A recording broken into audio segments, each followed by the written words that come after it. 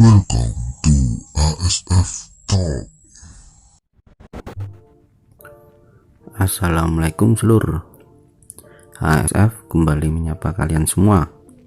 Sebelum melanjutkan menonton video ini, jangan lupa beribadah seluruh, terutama yang muslim, sholat dulu. Oke, langsung ke topik yang kami akan bahas. PSSI secara resmi mengumumkan masa depan Liga 1 dan Liga 2 tahun 2020.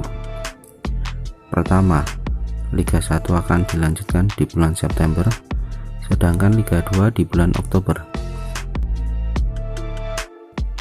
Kedua, seluruh tim akan diberi subsidi sebesar 800 juta.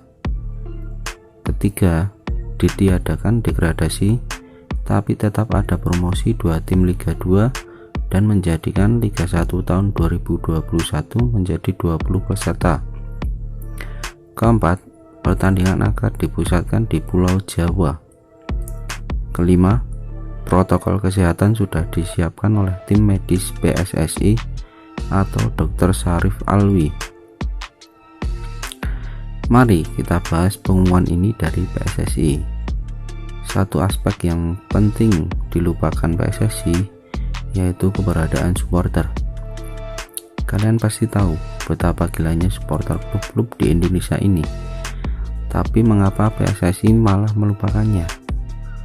Gelaran sepak bola itu bukan hanya melibatkan pemain, pelatih, wasit, atau panpel semata. Ingat, ada penonton atau supporter dalam sepak bola, dan jumlah mereka berlipat-lipat daripada yang ada di lapangan atau bangku cadangan. PSSI memang bisa menggelar laga tanpa penonton, dan itu pula yang direncanakan. Tapi siapa yang bisa menjamin supporter tidak datang ke stadion? Siapa yang bisa menahan hasrat mereka untuk tidak datang ke stadion saat rasa rindu pada sepak bola, pada klub kesayangan ada di ubun-ubun? Ingat, Liga 1 2020 baru berjalan 3 pekan. Artinya, setiap klub masih menyisakan 31 laga. Oke, 1-2 pertandingan supporter mungkin masih bisa dicegah untuk tidak datang ke stadion. Tapi bagaimana dengan puluhan pertandingan lainnya? Terlebih pertandingan antara tim yang punya rivalitas panas. Misal kita ambil contoh Persebaya versus Arema atau Persija versus Persib. Siapa yang bisa menjamin supporter masing-masing tim tidak datang ke stadion atau lokasi pertandingan? Kejadian di semifinal Piala Gubernur Jatim 2020 di Blitar lalu bisa menjadi pelajaran penting. Apakah semua itu sudah dipikirkan PSSI? Sudah disiapkan antisipasinya? Baik dari sisi keamanan untuk meminimalisir gesekan antar supporter maupun dari sisi protokol kesehatan agar penyebaran COVID-19 bisa ditekan saat terjadi kerumunan supporter. Jangan mengabaikan keberadaan supporter. Hasrat besar PSSI sebenarnya adalah berwacana melanjutkan kompetisi musim 2020. Argumentasinya utamanya dari persiapan timnas U20 di Piala Dunia U20 tahun 2021. Argumentasi yang sejatinya masih memunculkan banyak pertanyaan. Tapi PSSI sepertinya memilih tetap jalan dengan wacananya. Pertanyaan-pertanyaan yang timbul soal demi timnas U20 sudah disiapkan berbagai jawaban. PSSI juga telah menyiapkan protokol kesehatan bagi pemain, ofisial, dan perangkat pertandingan. Nah, ini juga penting harus kita simak dan perlu kita ketahui bagaimana caranya dan prosedurnya. Kami mencoba ambil poin penting yang kami dapat informasinya. Pertama, klub melakukan rapid test 1 kali tiap minggu kepada seluruh tim dan ofisial selama liga berlangsung nanti. Manajemen klub yang diminta untuk memperhatikan himbauan dan instruksi pemerintah pusat dan daerah terkait prosedur kesehatan ini. Kedua, Penggunaan masker diwajibkan di lingkungan latihan dan screening pengukuran suhu tubuh setiap hari ke setiap pemain dan ofisial. Ketiga, 3 hari sebelum pertandingan dilakukan rapid test pertama. H-1 kembali dilakukan rapid test kedua. Hasil tes akan diserahkan ke panpel jam 10 pagi di hari H. Prosedur yang sama berlaku juga untuk setiap wasit yang memimpin pertandingan. Keempat, hanya pemain dan wasit dengan hasil tes negatif yang dibolehkan bermain. Jika ada wasit yang positif COVID, maka akan disiapkan wasit cadangan. Sedangkan untuk pemain dengan hasil positif tanpa gejala akan diisolasi mandiri diawasi dokter tim.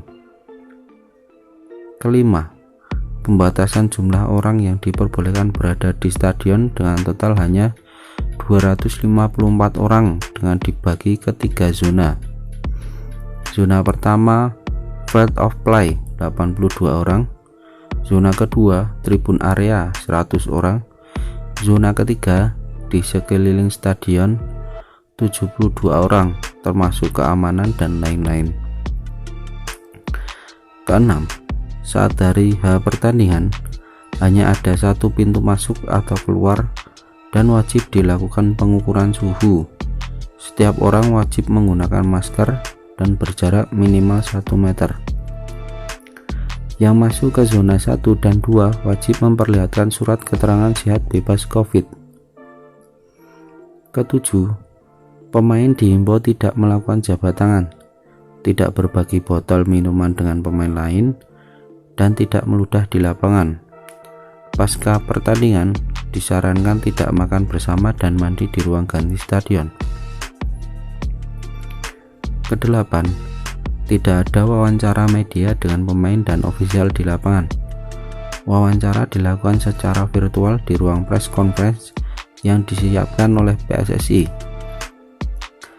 Nah, demikian protokol pertandingan yang dirincikan oleh PSSI untuk mengarungi liga di masa pandemi ini.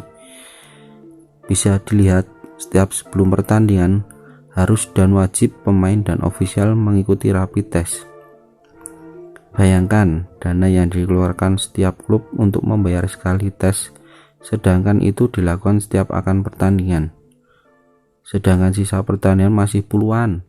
Dengan jumlah subsidi yang dikasih pun akan kurang hanya untuk tes. Bagaimana dengan gaji pemain dan keperluan lainnya? Apakah PSSI memikirkannya itu?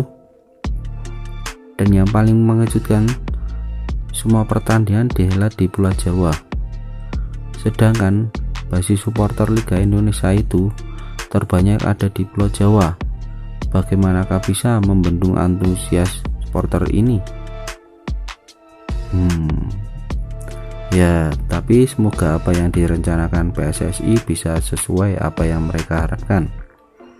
Dan kita sebagai pecinta sepak bola Indonesia harus bisa menahan diri untuk tidak berkerumun menuju stadion. Sebisa mungkin untuk menyaksikan di rumah saja. Salam damai supporter Indonesia. Terima kasih yang sudah menonton video kami, dan jangan lupa klik subscribe, like, dan komen, serta share video ini agar channel ini semakin berkembang. Wassalamualaikum.